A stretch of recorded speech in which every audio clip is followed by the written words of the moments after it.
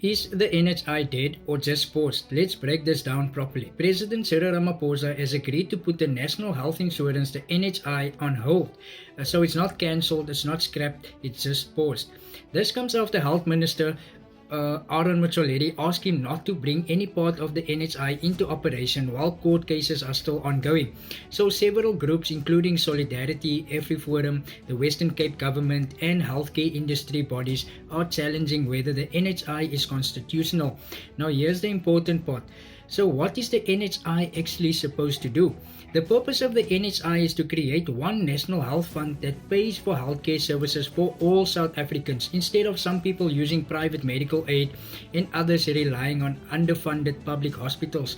The idea is universal healthcare, meaning everyone gets access to quality care regardless of income.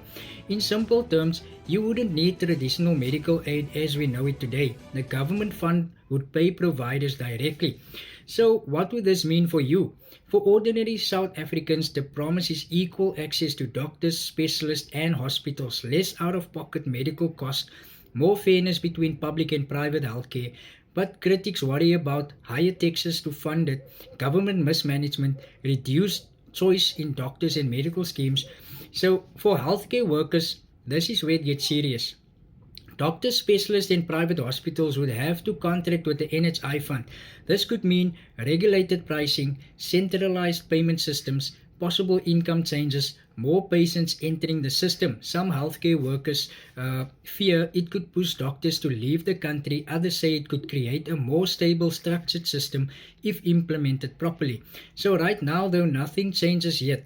Ramaphosa has promised not to activate any part of the NHI until the Constitutional Court rules on the legal challenges.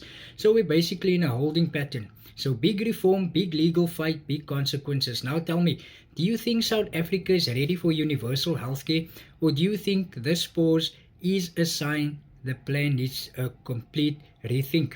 Let me know in the comments.